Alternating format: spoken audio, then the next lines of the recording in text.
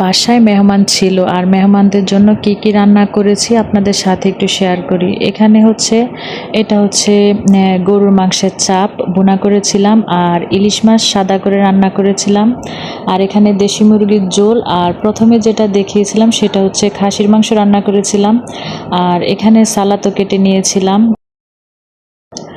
সবচাইতে কঠিন যেটা আর কি যে রান্নাটা করতে অনেক বেশি কষ্ট আর কি, এটা হচ্ছে পলি মাছের কোপ্তা। এটা তৈরি করতে কিন্তু অনেকটাই কষ্ট হয়। যারা আর কি এটা রান্না করে বা তৈরি করে তারাই জানে যে পলি মাছের কোপ্তাটা রান্না করতে কতটা সময় লাগে। আর সাথে হাঁসের মাংস রান্না করেছিলাম, সেটা যেহেতু একটু দেরি করে রান্না করেছি তাই প্রথমে ওই বাকি রান্নাগুলোর সাথে দেখাতে পারি নাই আর কি। তো যখন আর কি পরিবেশন করেছিলাম তখন একটু আর কি ভিডিও করে নিয়েছিলাম। আর সাথে তো পোলাও ছিলই, তো বলতে পারেন গরুর মাংস, খাসির মাংস, হাঁসের মাংস, দেশি মুরগি সবই রান্না করেছিলাম ওই দিন। যাই হোক, দুপুরে খাওয়া দাওয়া শেষে যেহেতু মেহমান ছিল তো থালা বাসনগুলো ধুয়ে আমি আর কি টেবিলে রেখে দিয়েছিলাম পানি জড়তে। আর রাতে আমার হাজব্যান্ড হচ্ছে কিছু ডিম, তারপর এখানে আটা নিয়ে আসছিল, আর হচ্ছে পাউরুটি নিয়ে আসছিল বড় বড় 3 প্যাকেট। যেহেতু সবাই মিলে সকালে নাস্তা বানানো হবে সবার জন্যই আর কি, মেহমান আছে বাসায়, তারপর আমাদের ঘরের মানুষ আছে, তো সেই জন্যই আর কি 3 প্যাকেট নিয়ে আসছিল। তো দেখি আর কি চিন্তা করেছিলাম যে সকালে কি নাস্তা বানানো যায়। তো যেহেতু বাচ্চারাও আছে, মেহমানদের মধ্যে কিন্তু বাচ্চাও আছে 3-4 জন, তো সেই জন্যই আর কি পাউরুটিটা আসলে নিয়ে আসা। বাচ্চারা কিন্তু পাউরুটিটা খেতে অনেক বেশি পছন্দ করে। আর রাতের মোটামুটি যত কাজ আছে সব কাজ কিন্তু আমি সেরে নিয়েছিলাম। এটা হচ্ছে সকালবেলার আর কি। তো আসসালামু আলাইকুম সবাইকে, কেমন আছেন সবাই? আশা করি সবাই ভালো আছেন, সুস্থ আছেন। আমরাও আলহামদুলিল্লাহ ভালো আছি। আমার প্রিয় প্রিয় আপুরা কেমন আছো সবাই অবশ্যই কমেন্টের মাধ্যমে জানাবে। তো অনেক দিন কিন্তু সবার ভিডিও আর কি দেখা হয় না, তো এত ব্যস্ততার মধ্যেও আর কি কয়েকটা আপুর আর কি ভিডিও দেখি সময় পেলে। তো আগের মতো আগে যেমন আর কি মোবাইল নিয়ে পড়ে থাকতাম, বা দেখা গেছে যে যত কাজই করি না কেন আপুদের ব্লগ ভিডিও আর কি আমি অন করে রাখতাম আর একটা কমেন্ট করতাম। সারাদিনই দেখা গেছে যে মোবাইল চলতে থাকতো আর কি, এমন একটা অবস্থা। তো এখন কিন্তু ওই সময়টা আসলে পাচ্ছি না।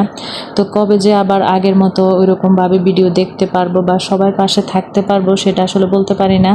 যাই হোক, একটু সময় দরকার আছে, তো আবারও চেষ্টা করব আগের মতো সবাইকে আর কি সাপোর্ট করার জন্য।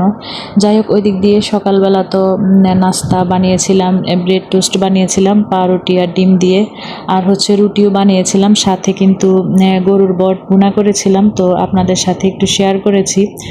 তো অনেক ভিডিওই কিন্তু মোবাইলে জমা হয়ে আছে, আসলে ব্যস্ততার কারণে যেহেতু কন্টিনিউ ভিডিও দিতে পারছি না, তো ভাবছি যে একটু একটু করে আপনাদের সাথে আর কি শেয়ার করব।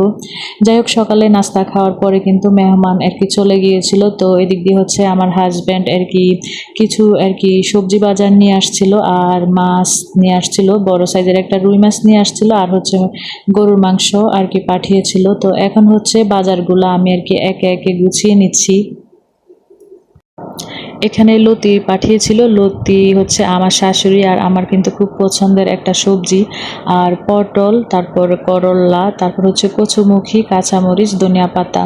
তো বর্তমানে সবজির দাম যে কি আর বলবো, তারপরও না খেয়ে তো পারা যায় না।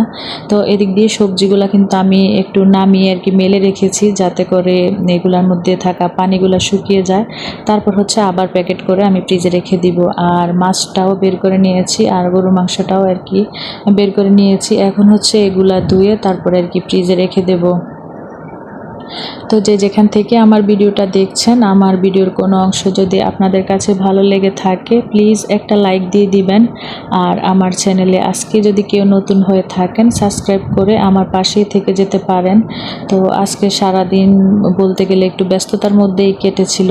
তো এদিক দিয়ে মেহমান চলে গিয়েছিল, তারপর আবার বাজার পাঠিয়েছে, বাজার গোছানো তো জানেনই আপনারা কত একটা ঝামেলার কাজ। যাই হোক, আমি একে একে কিন্তু সবজি বাজারগুলো কিন্তু ফ্রিজে রেখে দিয়েছি, ওইটা অফ ক্যামেরায় করে নিয়েছি। আর এখন হচ্ছে মাছগুলোও কিন্তু আমি অফ ক্যামেরায় খুব সুন্দর করে ধুয়ে নিয়েছিলাম, মাছ তারপর গরুর মাংসগুলো আর কি। তো যাই হোক, এখন যেগুলো রান্না করব সেগুলো আলাদা করে রেখে তারপর বাকি যে মাছ আর মাংস আছে সেগুলোও আমি প্যাকেট করে ফ্রিজে আর কি রেখে দেবো। অফ ক্যামেরায় কিন্তু দুপুরে রান্নার জন্য একেবারে সব কিছু কাটাকুটি করে রেডি করে নিয়েছি, ভাত রান্না করে নিয়েছি। তো এখানে হচ্ছে আজকে পটল, আলু, তারপরে রুই মাছ দিয়ে রান্না করব। তো সেগুলো আপনাদের সাথে শেয়ার করে নেই। সব কিছু কাটাকুটি করে রেডি করে এখন হচ্ছে রান্নাটা আমি বসিয়ে দিয়েছিলাম। আর এখন হচ্ছে তরকারির মধ্যে আর কি মাছগুলো আর কি দিয়ে দিচ্ছি আর কি। তো পটল দিয়ে রুই মাছ দিয়ে কিন্তু আমার কাছে খেতে ভালোই লাগে, আর সাথে যদি একটু লেবু নেওয়া যায় খাওয়ার সময় তাহলে কিন্তু আরও বেশি খেতে ভালো লাগে। যাই হোক, আপনাদের সাথে একটু শেয়ার করলাম।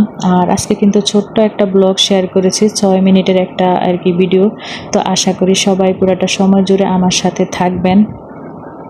তো আমার আজকের ভিডিও আপনাদের কাছে কেমন লেগেছে সবাই অবশ্যই কমেন্টের মাধ্যমে জানাবেন। এখানে লাস্টে হচ্ছে একটু ধনিয়া পাতা দিয়ে দিলাম, আর আসলে অফ ক্যামেরায় কিন্তু একটু জিরার গুঁড়াও দিয়ে দিয়েছিলাম, সেটা ভিডিও করি নাই।